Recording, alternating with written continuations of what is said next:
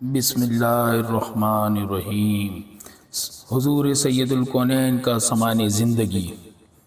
حضور سرور کائنات حضرت محمد مصطفیٰ صلی اللہ علیہ وسلم اپنے گھر میں کیا سمان زندگی رکھتے تھے، اور حضور اکرم کے ازدواج مہرات کے لیے حضور نے کس قسم کا سامان زندگی مہیا فرمایا تھا، اس کی ایک جھلک ملاحظہ فرمائیے۔ حضرت عائشہ رضی اللہ تعالی عنہ کے گھر میں حضور صلی اللہ علیہ وسلم کا بستر چمڑے کا تھا، جس میں کھجور کے پتے بھرے ہوئے تھے۔ حضرت ام سلمہ رضی اللہ تعالی عنہ کو ام مومنین ہونے کے بعد ام المسلم مساکین حضرت زینب رضی اللہ تعالی عنہ کا گھر ملا تھا۔ انہیں جو اثاثہ میسر آیا تھا وہ ایک چکی اور چند سیر جو کے تھے۔ حضرت ابن عباس رضی اللہ تعالی عنہ نے بتایا کہ ان کی خالہ ام المومنین حضرت میمونہ رضی اللہ تعالی عنہ کے گھر میں پانی ایک مشک میں ہوتا تھا۔ حضور سرور کائنات صلی اللہ علیہ وسلم لکڑی کے ایک ٹوٹے ہوئے پیالے میں ہی تمام قسم کے مشروبات نوش فرماتے تھے۔ حضور کے ازدواج مہرات اپنی ضروریات کی چیزیں گھر میں رکھ کر باقی سب اللہ کے راہ میں غریبوں یتیموں میں خیرات کر دیا کرتی تھیں۔ تمام امہات المومنین کے مکانات الگ الگ ایک دوسرے سے ملے ہوئے ہوتے تھے اور مختصر ہوتے تھے۔ مثلا حضرت عائشہ صدیقہ کا حجرہ، جس کا دریچہ مسجد النبوی کے اس حصے میں کھلتا تھا جسے روضۃ المسن ریاض الجنہ جنت کے باغات میں سے ایک چمن فرمایا گیا ہے، یہ اس قدر تھا کہ حضور صلی اللہ علیہ وسلم کی نماز جنازہ کے لیے صحابہ کرام حجرے میں داخل ہونے لگے تو 10 آدمیوں سے زیادہ کی اس میں گنجائش نہ تھی۔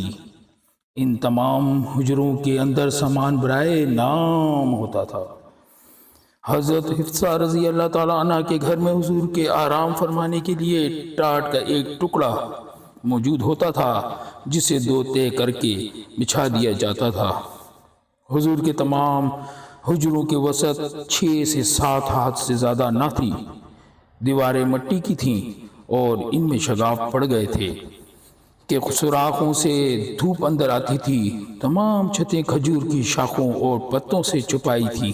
بارش سے بچنے کے لیے کمبل لپیٹ دیے جاتے تھے۔